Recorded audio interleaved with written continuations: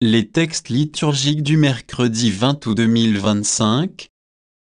Première lecture. Vous m'avez dit, non, c'est un roi qui doit régner sur nous alors que votre roi, c'est le Seigneur votre Dieu. Juges 9, 6-15. Lecture du livre des Juges. En ces jours-là, tous les notables de Sichem et ceux de la maison du terre-plein se réunirent et vinrent proclamer roi Abimélec, près du chêne de la pierre, dressé qui est à Sichem. On l'annonça à Yotam, celui-ci vint se poster sur le sommet du mont Garizim et il cria de toutes ses forces, « Écoutez-moi, notables de Sichem, et Dieu vous écoutera. » Un jour, les arbres se mirent en campagne pour se donner un roi et le consacrer par l'onction. Ils dirent à l'olivier, « Sois notre roi. » L'olivier leur répondit, « Faudra-t-il que je renonce à mon huile, qui sert à honorer Dieu et les hommes, pour aller me balancer au-dessus des autres arbres ?»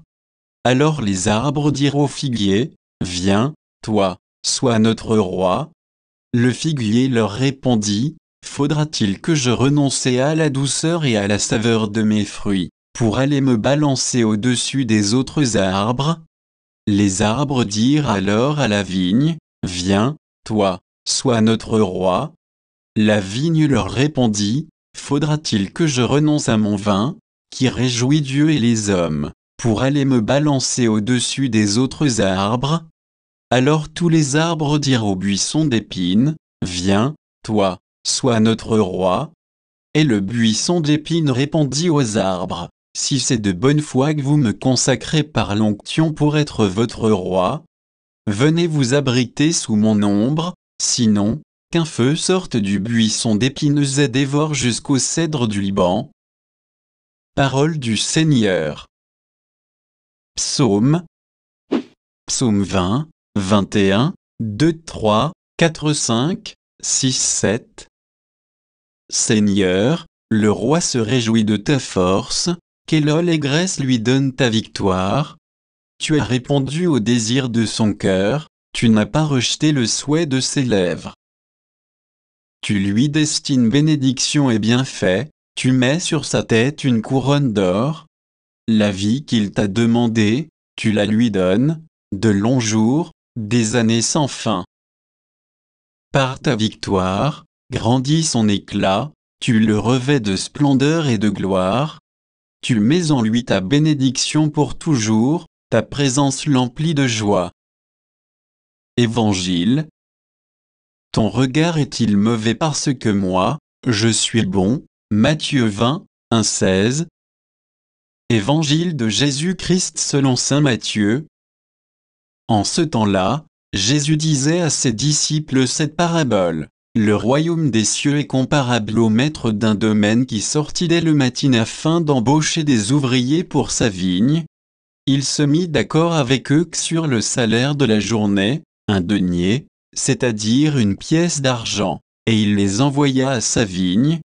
Sorti vers 9 heures, il en vit d'autres qui étaient là, sur la place, sans rien faire et à ceux-là, il dit, « Allez à ma vigne, vous aussi, et je vous donnerai ce qui est juste. » Ils y allèrent, il sortit de nouveau vers midi, puis vers 3 heures, et fit de même. Vers 5 heures, il sortit encore, en trouva d'autres qui étaient là et leur dit, « Pourquoi êtes-vous restés là, toute la journée, sans rien faire ?»